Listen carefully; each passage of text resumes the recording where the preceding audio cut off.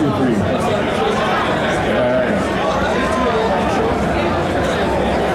David. Yep, no worries.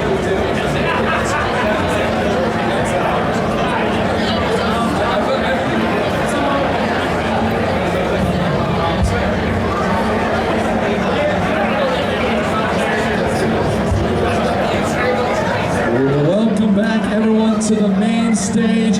What a day it's been so far. If you all have had a great time, someone give me an oh yeah. Oh yeah! Oh, you gotta feel it. Knowledge is power, and there's some power up here on the stage right now. I'm very excited to introduce our, well, let's say our moderator of the day. He's gonna be sheltering us and showing us some wonderful insights on our amazing VIPs. So I'm going to hand it off to our wonderful moderator. Please give a round of applause to David, everyone. David, thank you so much for coming. Thank you very much, everybody. Great to be here. I'm David Craddock. I'm the author of Long Live Mortal Kombat, the definitive behind-the-scenes story of Mortal Kombat. Can't hear me? Sorry about that. 1 second.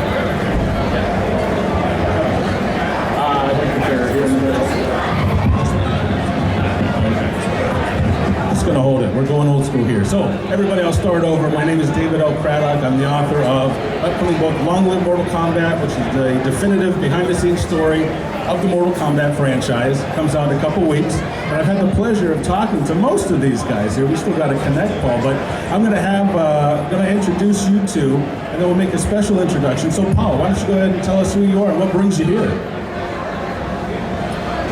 They asked me. No, by the way, hello, Ohio, round on the outside and high in the middle. Ohio. Anyway, yeah, thank you for having me. I'm glad to be here. It's wonderful. It's my first time in Cleveland, and I hope to come back again. I'm having a wonderful time meeting all of you, and can't wait to spend the rest of the day hanging out with you. And the guy to Paul's left here has probably ripped off your arms more than once. John Parrish, Jax. Say hello to everybody, John. Hey, hello everybody. How y'all doing out there? How we doing? Come on, make some noise. Spring John this house. And this is my first time to Cleveland. Got to see the Rock and Roll Hall of Fame. Only on one floor. The Nine Inch Nails took up the other two, but I got to come back to see the rest of the city. Got some beautiful people out there. All right. All right, thanks, John. How'd you like all of our construction in Northeast Ohio? How'd that treat you? Your construction is nothing compared to Chicago. Okay, that's probably true. I believe you. I believe that. And finally, the man, the myth, the legend, the hat himself, Anthony Marques as Kung Lao. Oh, I'm a cowboy on a steel horse I ride. I'm wanted. Dead or alive, wanted. Dead or alive. Thank you guys. I'm not going to sit too close so I don't get cut on the hat. So Anthony, I'm going to kick it off with you because when I interviewed you for Long Live Mortal Kombat, you had an interesting story. You were almost part of Mortal Kombat 1, but then, and this is proof that exercise might be bad for you, something happened to your toe. Why don't you tell us the story of how you were almost in that first game? Okay, so originally, Danny, Hosung, Rich, Carlos, all of these cats were doing a video game. They were approached by John Tobias, and yeah, we're doing this video game. This is like one of those first times that you're doing a live action, digitized model video game. Didn't know what was going on. Anyway, I'm in the weight room. I drop a weight on my toe, right, and break my foot. I was supposed to film something that week. Because of a broken foot, I couldn't film or whatever. No big deal. Like, yeah, these guys are doing some video game. No big deal. Down the line, you realize that video game was Mortal Kombat. And so, I love all of these guys. We grew up together, we did martial arts together, but all my guys are now, on magazine covers. The whole Mortal Monday thing happened. It's like, oh my God, are you kidding me? I missed this. And so then by the time Mortal Kombat 2 rolled around, you knew that I was going to have to be part of that.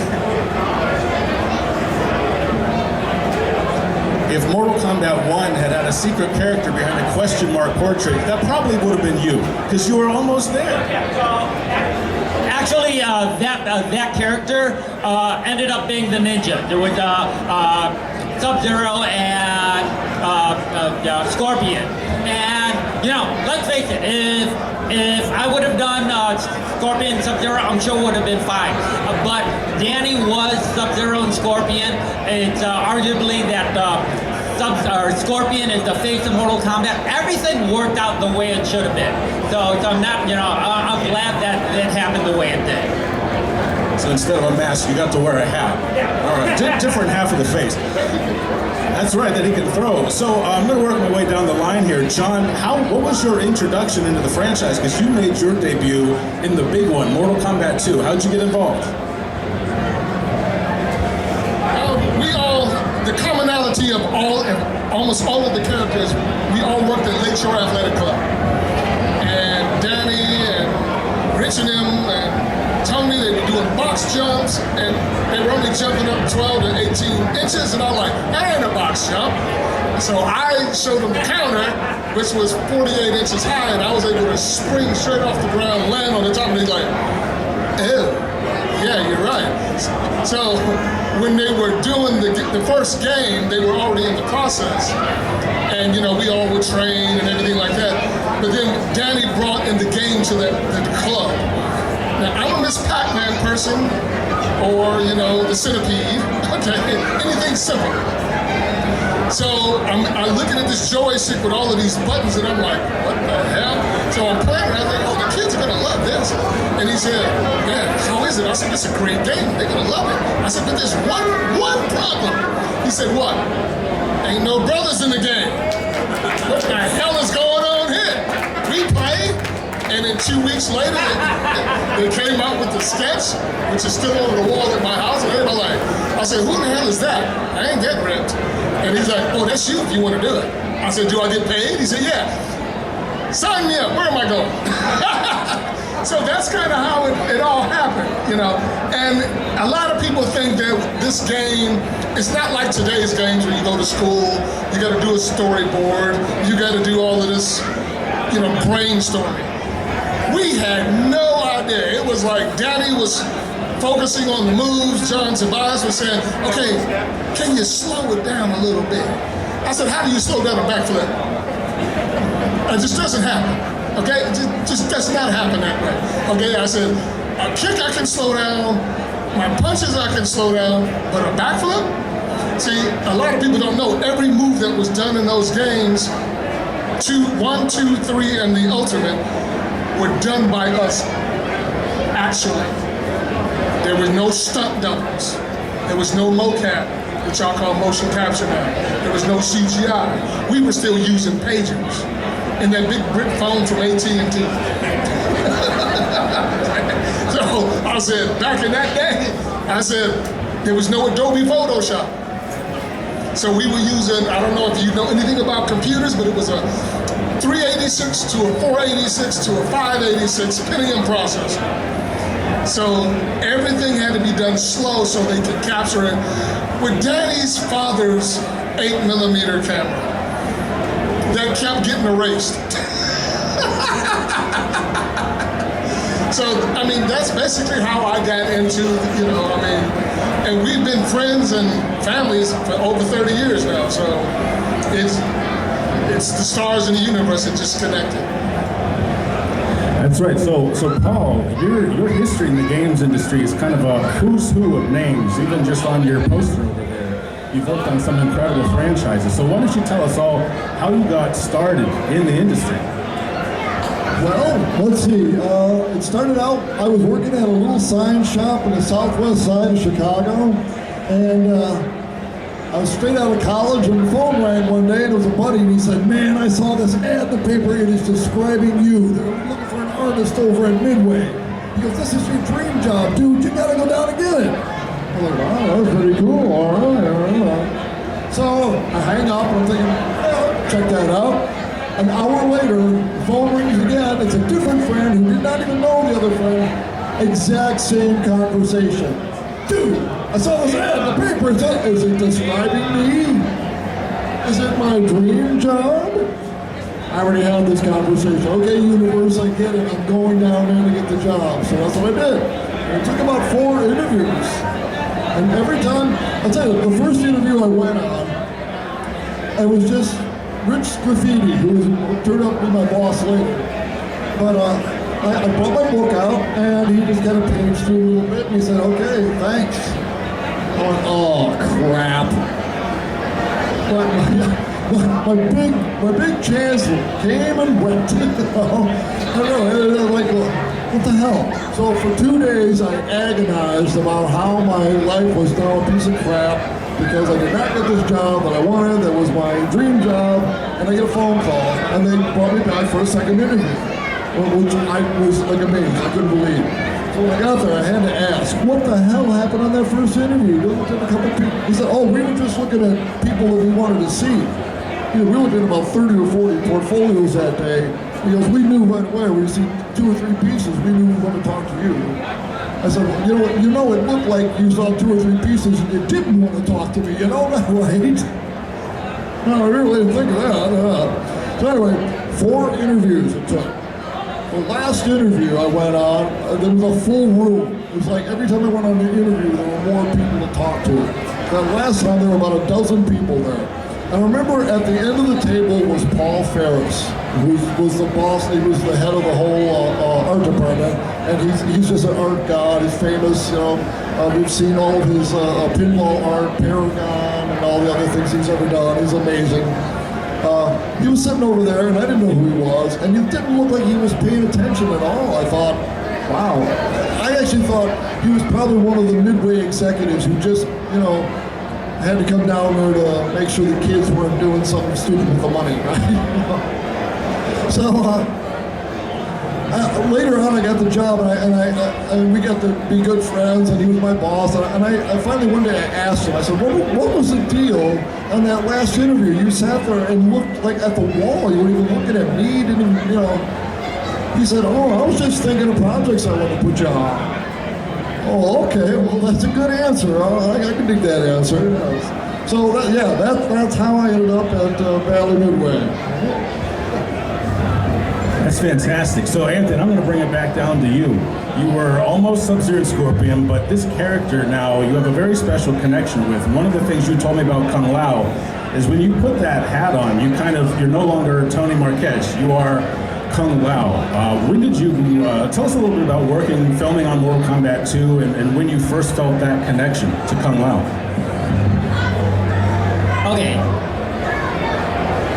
Okay, so, you know, I met with Tobias. We went to the diner that we'd always go to. We talked about the character, and then he showed me sketches of Kung Lao, and it looked really cool. You know, you go online, you see those original sketches of Kung Lao in the blue suit or whatever. And I'm really excited about this. I'm really excited about doing this character. And then I put the costume on, and I'm trying to wrap my head around, okay, so, you know, by this time, Johnny Cage was already established, Liu Kang was already established, Sub-Zero, Scorpion, everybody was already established. And like, how, and just as a performer or whatever, you're trying to wrap your head around, how can you bring something different to this game? And that's one of those things that I really believe in. There's so many great games. There's so many great video games of that era. One of the things, though, that was magic in a bottle, lightning in a bottle, was, you know, between the art, the computer work, and the actors involved. There's something about that specific combination that really made Mortal Kombat stand out. And I was thinking, okay, what can I do in order to help this along? And then I'm standing there, you know, in the green room, I put the hat on, and all of a sudden, it's like being Clint Eastwood in an old Western. Okay, like The Good, the Bad, the Ugly, or whatever, you know. You put the hat on, and monkeying around with the hat, and yes! And you knew from that point, this is what that character is. Yeah. So it was very much based originally of being Clint Eastwood in The Good, the Bad, the Ugly. So John, I've heard a lot of those stories about how, they had to use Midway assigned a camera to every artist, and John Tobias just had this simple camera. But then things kind of changed in Mortal Kombat 3, right? You walk in, there's a blue screen. I think you said there was actually like a plate of fruit on the table. Felt a little bit more, it felt like an upgrade. So what was it like filming Mortal Kombat 3 compared to Jax on 2? Well, in Mortal Kombat 2, we were in a mop closet, as I call it. Okay, it was a floor, it was a wall, they were painted green with black tape X's on the floor, with a light bulb hanging in the middle of the ceiling. And these little stairs that, when you guys see me do that jumping kick, they actually had to hold me in position because we had to sit on top of the stair. Ed Boon had one leg, John Tobias made it, and they were able to edit it where you couldn't see him. But when we did Mortal Kombat 3, it was like walking into Hollywood. I'm like, oh, this is different. Oh, y'all must have made some money. Can I have some more? Okay. I mean, we had, a platter of fruit, sandwiches. Because Ed Boon would buy us pizza every day when we were filming. And I'm not really a pizza person, but when you're hungry, you're hungry. Okay. So all of a sudden now we have gourmet food. I'm like, man, the whole studio changed. All of Midway changed. I mean, even the outer offices changed. They had cabinets along the wall. Everything. I mean, like, wow, this must be okay. Well, let's do this. Except for the guy who painted my arms. I'm gonna tell you, you might be good at what you do, but sometimes you might want to listen to somebody when they're saying, that little bottle of paint is not covering all of this. Just want to let you know, okay? So that's actually part of the story, right? You were called in a specific time because you were kind of in peak shape, right? Yes. If you look at Mortal Kombat 2 versus 3, look at my body type. One, I'm an off season, that is in Mortal Kombat 2, but in Mortal Kombat 3, I was 2 weeks from show. So, and then my body looked entirely different. But the guy came in with a little jar of paint. It just didn't go well. He ran out halfway through one arm, and I said, I told you this is not gonna work. You need more paint. It's like the movie Jaws. You need a bigger boat. So Paul, the phrase "finish him" really applies specifically to you because you took these sketches that were given to you, the cabinet artwork, and you really kind of brought them home with the final line, the line art and the color, the film prep. What was that like for you? How did that go? Because that's a process you and I haven't gotten to talk about yet. Right. Well, yeah. When I came into the project, I'm going to give a little backstory too, a little bit. I'm sure everybody knows that Jean-Claude Van Damme was supposed to have been on the side of the machine in the beginning. Well, by the time I was brought into that was over. He had kind of negotiated himself right out of the deal. So at that point, they were kind of looking to get the job done and just get it all out of the way.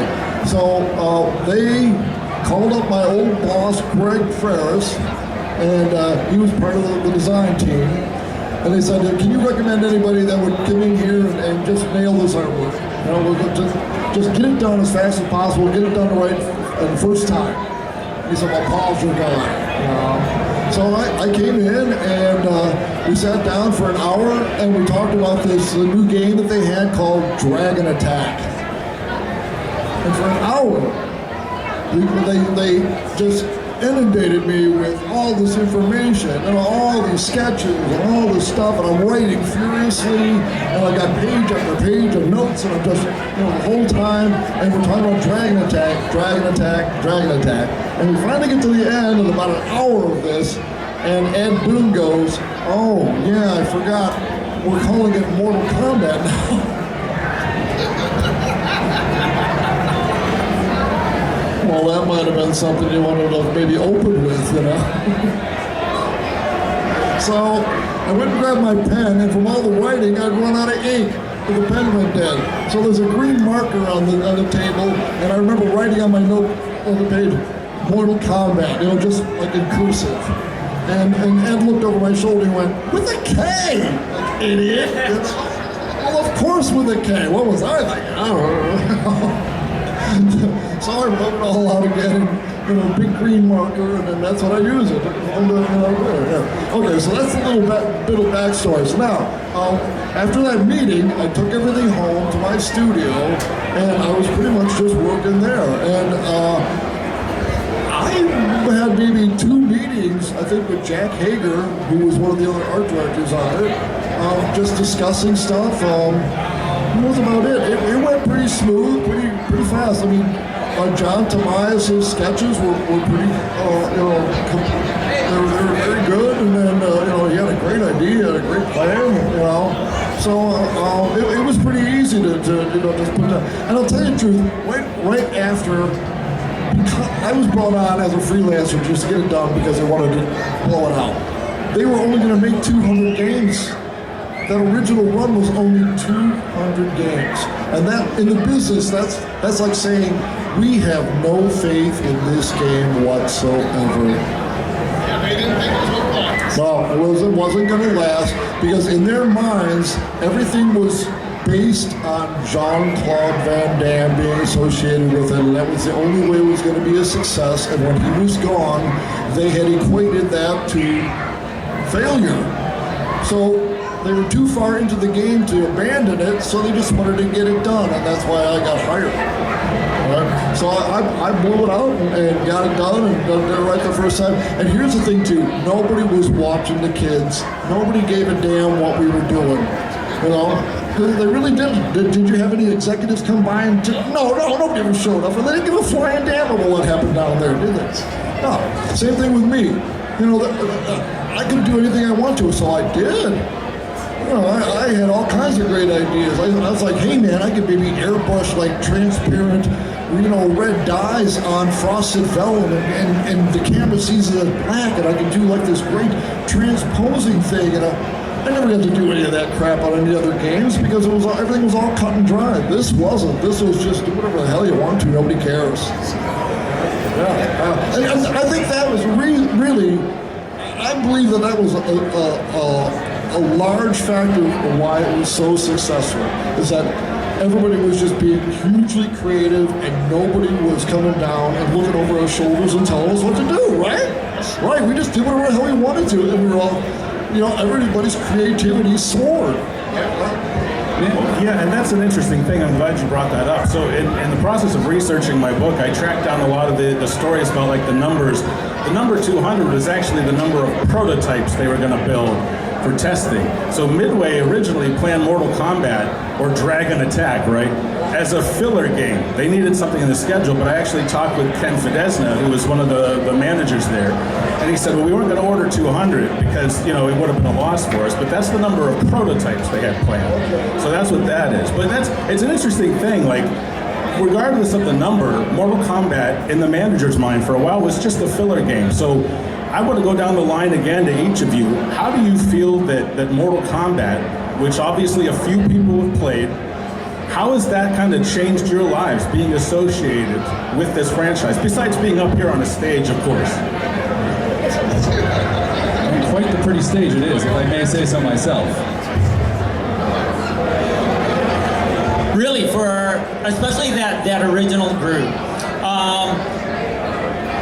it just let us play our lives out, in front of everybody. When you go right down the line, everybody knows Danny Pacino, Johnny Cage, right? Everybody knows that cat. Who is Johnny Cage? Johnny Cage is this worldwide celebrity with a huge following. If you guys know Danny Pacino, he's a huge celebrity now with a worldwide following. If you guys know Ho-Sung Pak is Liu Kang. Who was he originally amongst our group? He was our national champion. He was the guy, he was the undefeated national champion for 3 years in a row. And that was all before Mortal Kombat. Yeah, right. So Liu Kang, or Ho-Sung, was the national champ. Myself, I trained with Liu Kang. We trained in China together. I was always just as good as Liu Kang.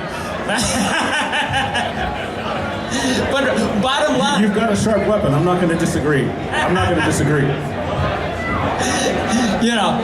Kung Lao is a little full of himself, always just as good as Liu Kang, but really a rock star at heart. And who am I? Just as good as Ho Sung, but a rock star at heart. Someone like Rich DeVizio, who was Kano, right? He's a bad guy, but really he's a mercenary. Rich, though, is just some guy with some skills looking for a paycheck. He's just your regular guy who's looking for a paycheck, very much like Kano. And even Carlos Pesina, Danny's brother, who's Raiden. Raiden controlled most of Mortal Kombat from behind the scenes. Up until very recently, he was still working on the game. Carlos was the guy, in charge of the choreography. He did a lot of the artwork. He was really in control of the games, in control of Mortal Kombat. And so this is all of our lives in real life and reflected in Mortal Kombat. So, like you were saying, how there's so much freedom and creativity and this lightning in a bottle. This is what that was, and that's what this is. Who is Jax? Jax is some loud military guy. Who is John? John Parrish is this loud military guy. So that's how this all played out. If I may actually throw a question out there too, as they're moving themselves around. Since this game, when it first came out, you were speaking about how it was this undiscovered country almost. You're finding the world.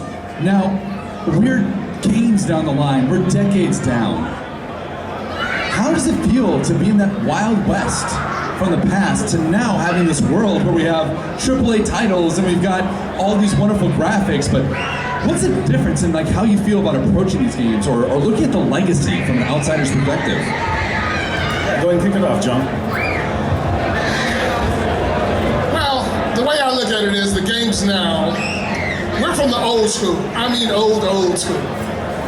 Okay, the games now, they get high graphics, they look good and everything, but what made Mortal Kombat 1, 2, 3, and the Ultimate different is like Tony was saying, it was our persona, our personality that made the game. That's why you all, believe it or not, like it so much. Because it is not something that is static, where you pick a character in Street Fighter and they just do the same old thing.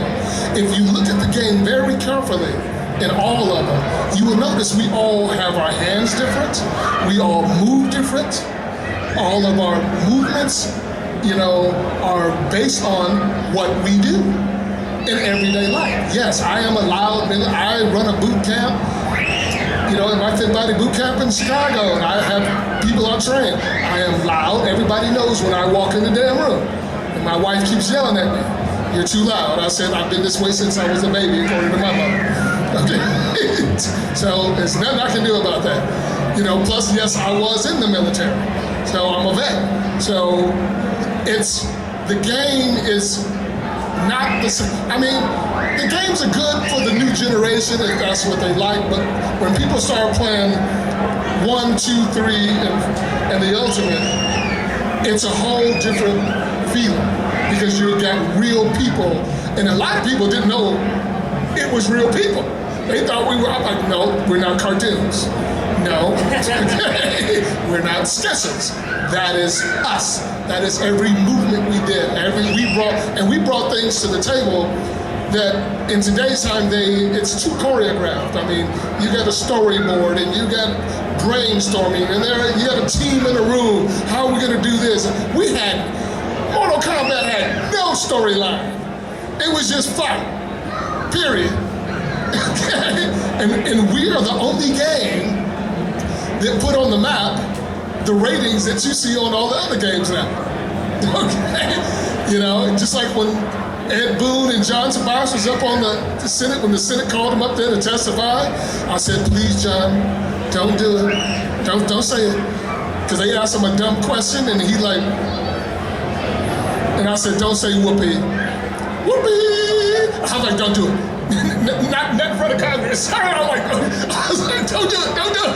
But it looked like he was about to. But I mean, I'm like, and people, they just never got, what made the game as great as it is.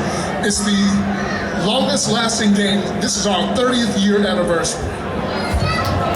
How many games can say that? How many games can say that? Okay, and these have been like my family for 30 years. Okay, I'm like, damn, am I getting that old? I know Claude Van Damme was kicking himself in his ass. He didn't want to take the job, but I was like, well, we'll do it, And then midway, well, karma's a bitch, Warner Brothers, when they went bankrupt, Warner Brothers only bought that portion out, and it's still making money. Okay, and without you all out there, you're the fans, you keep it going. You all keep this going, and we love you for every moment that y'all come out. We don't mind talking to you. We don't mind signing autographs. And I mean, like I said, without you guys, this wouldn't be fun anymore. One thing that I think, and I love just how much passion comes behind that. I adore that. But one thing, especially with the whoopsies moment that really kind of made me think, one thing I love about Mortal Kombat is that it's willing to not take itself so seriously, yet still willing to have these heavy tones. And there's something about that that really resonates. And I don't know, maybe if anyone would like to speak to that dynamic of being able to have fun, yet also be a hyper-violent game that still has great character design and really interesting mechanics. Yeah, Paul, if you want to kick that off, because you've seen video game art and tone and attitude change so much over the decades. So how do you feel that Mortal Kombat was always kind of overhyped as this violent game that was going to ruin children's lives? I mean, what did you think of the content in it? Well, it was something completely unique, and in all honesty, I mean, I was just doing the artwork on the cabinet, and they really didn't even show me the game. Here's the thing, it was like working for Disney. Everything, I worked a lot for Disney, and my background is actually advertising and the big ad agencies and that sort of stuff. So I've done a lot of work for Universal and all those, Paramount, everybody. But working for Disney, everything's just going to be great fun. It's not. You're only dealing with one person because they don't want you to know more than you need to know. And that's kind of what this was. I mean, I had only the information I needed to have to do what I needed to do. And I took that home to my studio and I did it, and I brought it back again. I didn't even see the game until it was out. I didn't even know anything about it, or I just knew that it was a fighting game, and that was it. It really was it.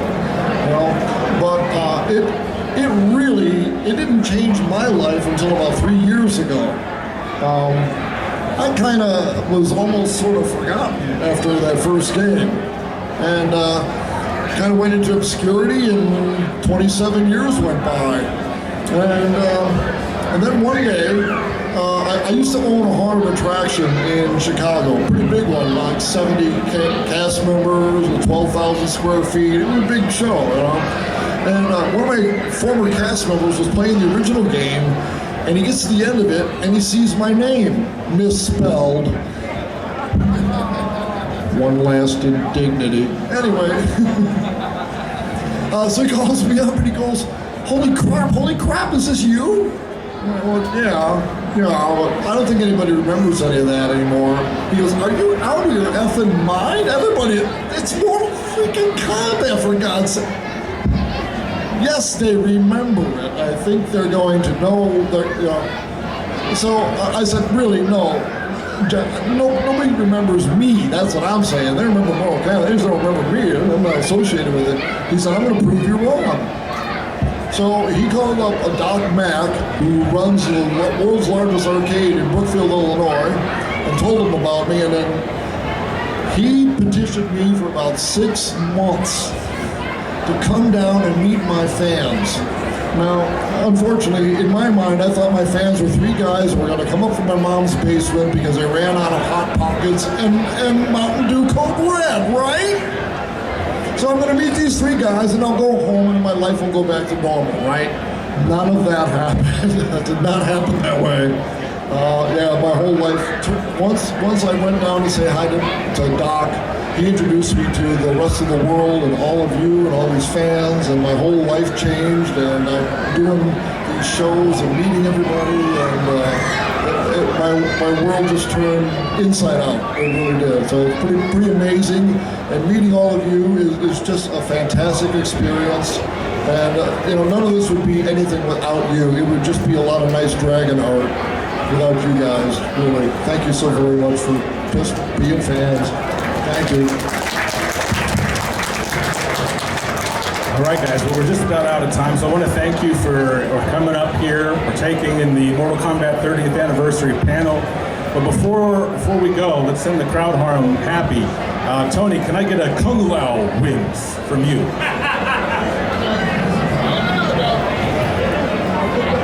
Kung Lao wins. Fatality. Us! All right, we're done here, but we're set up right over here. We're set up 20 feet away. There's actually more stories that we want to talk about. I want to hang out with all of you guys. We all want to hang out with you guys. Come over there. We'll talk. We'll take pictures. We'll have a good time. Right over there at our booth. Come on and hang out. That's right, and if you bring a vial of silver paint, you can paint John's arms again. All right, thanks everybody. Thanks Corey for letting me jump into this. Of course, everyone, please, one more big round of applause for each and every one of our amazing panel. Thank you so much, y'all. That was amazing.